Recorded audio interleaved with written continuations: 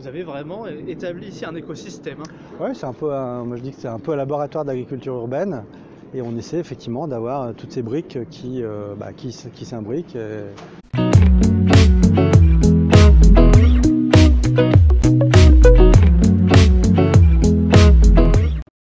Oui, on peut effectivement rappeler qu'est-ce qu'on met dans un composteur, hein, même si dans l'absolu on a dit que tout ce qui était issu du vivant peut se composter. Mais en général, on va se retrouver avec des épluchures de fruits et légumes, dont les agrumes, hein, contrairement à ce qu'on entend dire un petit peu partout, un reste de riz ou de pâtes, enfin tout ce qui est céréales, le bouquet de fleurs effectivement.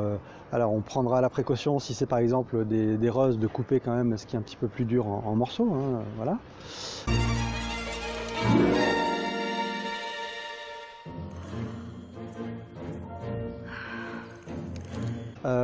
Marc de café avec son filtre, le sachet de thé, les coquilles d'œufs écrasées. Je pense qu'on a fait à peu près. Et quand on monte en grade dans le compostage, la viande et le poisson. Oui, c'est-à-dire que moi je ne dis pas que la viande et le poisson ne se compostent pas, je dis que si vous êtes débutant, si vous êtes débutant et si vous êtes en ville, ne les compostez pas. En tout cas, en ville, respectez la consigne qui vous est donnée par la collectivité qui vous accompagne. Mais sinon, si vous êtes en foyer individuel et que vous maîtrisez le geste de compostage, vous pouvez tout à fait composter de la viande et du poisson, hein, il n'y a aucun souci là-dessus. Donc jardin partagé, ici il y a à peu près 45 parcelles individuelles, donc c'est des parcelles qui font 2 mètres carrés en longueur ou en largeur. On a néanmoins quand même des parcelles collectives avec ici vous voyez plutôt des aromatiques. Hein, on a de la sauge, du thym, du laurier. Bon là on a de la mélisse.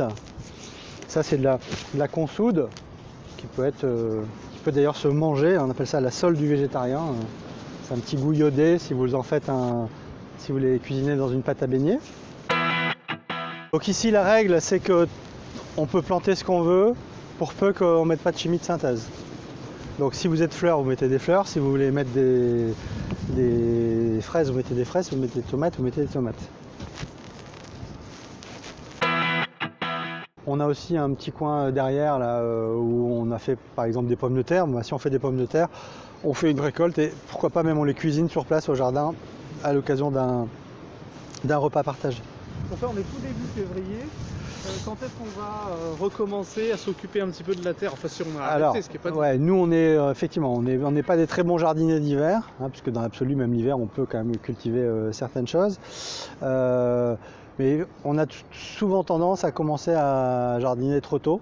Hein, il faut laisser le temps à la terre de se réchauffer. Donc voilà, moi je pense qu'avant le mois de mars, il n'y a pas trop d'intérêt d'aller jardiner.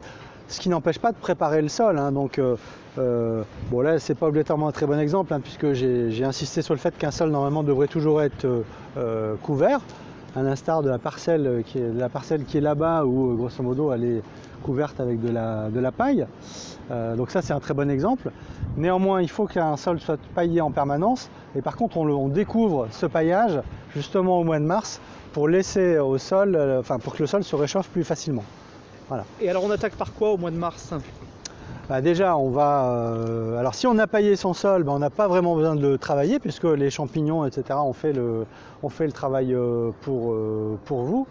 Mais souvent, on va commencer, je sais pas, par des salades, des radis, mais surtout pas les tomates, hein, parce qu'on voit plein de néo-jardiniers. Bien sûr, ils veulent tout de suite faire de la tomate et dès le mois de mars. Ils plantent de la tomate. Donc la tomate, ça se plante tardivement. On dit toujours après les seins de glace, donc c'est plutôt au mois de mai.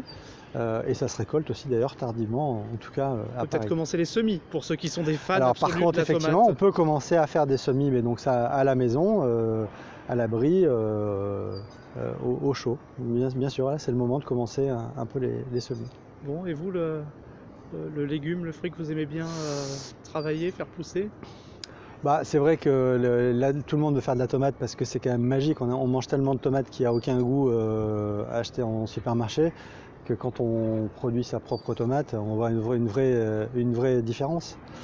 Après, moi, les fruits rouges, j'aime bien ça aussi. Hein. Une petite fraise, une petite framboise, c'est quand même plutôt sympa. Je vois un épouvantail, c'est parce qu'il y a des animaux qui vous visitent que... Non, c'est pour faire joli. Mais effectivement, ici, on on n'est pas gêné, on n'a pas vraiment de prédateurs. Au contraire, on a par exemple des hérissons dont on est très fier, voilà, qu'on voit passer de temps en temps, une maman et son bébé. C'est un allié l'hérisson dans le... Oui, parce que ça va manger plein de prédateurs dans le jardin. Donc, vous avez une mare aussi, vous nous disiez en off. On a une mare, donc la mare, ça permet aussi d'avoir un peu plus de biodiversité. On est dans un cercle vertueux, donc d'avoir éventuellement, puis voilà, d'avoir des belles libellules, éventuellement des grenouilles. Pas encore. Pas encore, mais bon, ouais, on espère qu'elles vont arriver. Elles vont arriver toutes seules. Il y a quand même des corridors verts, y compris dans Paris, qui fait que, bon, d'autant que souvent, les grenouilles, elles arrivent, enfin les œufs de grenouilles arrivent sous les pattes des oiseaux. Hein. D'accord. C'est un moyen de transmission. Bon, et on est quand même, je ne sais pas si on voit à l'image, mais on est au milieu des tours, donc ça veut dire que la biodiversité peut vraiment s'installer partout. Ouais, et on voit, d'ailleurs depuis que le jardin est créé, bon, ça fait plus de 10 ans maintenant, moi j'entends beaucoup plus d'oiseaux qu'à l'époque. Ouais. Hein, donc on a aussi installé à une époque des nichoirs. Mais c'est vrai que c'est un petit oasis de biodiversité. Et puis on a des oiseaux mais un peu plus gros puisqu'on a aussi des poules au fond du jardin.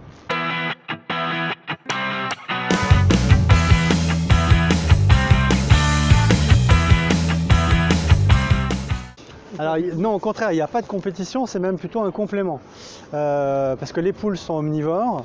Et on l'a dit, en tout cas en ville, souvent on ne met pas la viande et le poisson. Donc c'est un très bon complément. Entre les deux, il y a d'ailleurs des collectivités qui offrent des poules à leurs administrés comme outil de traitement de biodéchets. Et elles vous font des œufs en prime. Et elles font des œufs, donc c'est la récompense. Hein. Il y a 15 familles qui s'occupent des poules. Quand on est de service de poules, on doit donner à manger. Alors plutôt c'est biodéchets alimentaires, bien évidemment. On donne en général en complément un peu de grain. Et la récompense, c'est les œufs.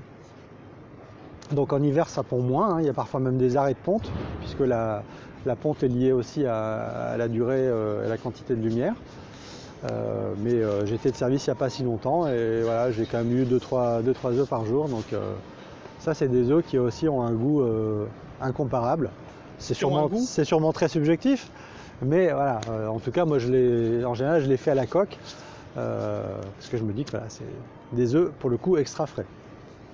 En tout cas, merci. C'est vraiment cet endroit est extrêmement agréable. Comme quoi, en ville, ouais, c'est on peut vraiment être presque. Alors l'hiver d'ailleurs, nous, donc tous les dimanches, souvent les dimanches fin d'après-midi, on fait des moments de travaux collectifs qui sont toujours terminés par le fameux apéro compost.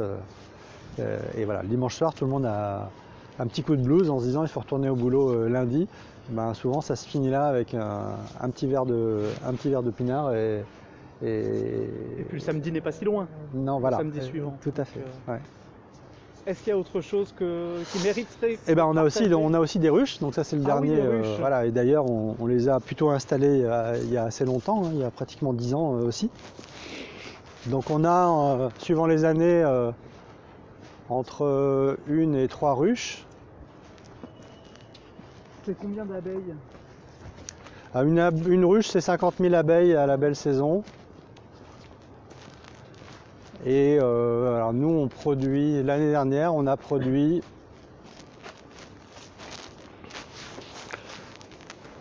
l'année dernière, on a produit 35 kg sur une seule ruche, ce qui est plutôt pas mal pour Paris. Voilà, donc ça dépend des années, hein. Parfois, je récupère aussi des essaims. Je fais partie des cueilleurs d'essaims. Donc parfois des gens appellent en disant voilà, il y a un essaim sur mon balcon, donc je viens le chercher et je l'installe éventuellement dans une ruche ici. Et là, il n'y a aucun danger? Ça cohabite bien avec les... Il n'y a aucun danger. La preuve, c'est que la cabane des enfants est à 5 mètres. Donc voilà, alors, on a délimité néanmoins une zone de sécurité. Mais voilà, il n'y a aucun risque. Vous avez vraiment établi ici un écosystème. Hein. Oui, c'est un peu, moi je dis que c'est un peu un laboratoire d'agriculture urbaine et on essaie effectivement d'avoir toutes ces briques qui s'imbriquent, l'abeille qui va éventuellement polliniser une partie des végétaux. Voilà, ça fait tout fait sens, quoi. Vous faites de la récupération d'eau de pluie? Alors oui, bien sûr, on a de la récupération d'eau de pluie des deux côtés de la cabane. On est effectivement très récup. Là, on a récupéré des briques, puisqu'il y a des travaux dans l'immeuble en ce moment, avec peut-être l'idée de faire une spirale aromatique à un endroit. Donc vraiment, au 107 rue de Reuilly, c'est un endroit totalement autonome. Oui, on est plus quand même dans de la pédagogie que dans un jardin vivrier. Mais c'est important justement que chacun se rende compte effectivement comment on pousse les choses, puisque quand on habite en ville, on est déconnecté de ça. Donc ça fait du bien de mettre les mains dans la terre et de réapprendre ces gestes dont on va peut-être avoir besoin prochainement, vu les lendemains qui déchantent, qui s'annoncent. Ouais. C'est un métier en devenir, maître composteur. Maître composteur, je ne sais pas, mais en tout cas, se reformer à l'agriculture et au jardinage, ça me paraît un savoir fondamental à connaître. Et si vous deviez, c'est un peu notre grand truc chez les Pandarous, on résume toujours l'activité de la personne en une phrase. Si vous deviez résumer cet endroit ou l'activité, ce serait quoi? Cet endroit, pour moi, c'est un petit paradis dans la ville. Et mon activité, c'est donner envie. Je pense que ce métier me passionne parce qu'au-delà du savoir technique et de la transmission du savoir, c'est de donner envie. Moi, je suis quelqu'un de plutôt enthousiaste et j'ai envie de faire passer cet enthousiasme aux autres. Super. En tout cas, nous, on est enthousiastes aussi. Merci beaucoup. Merci.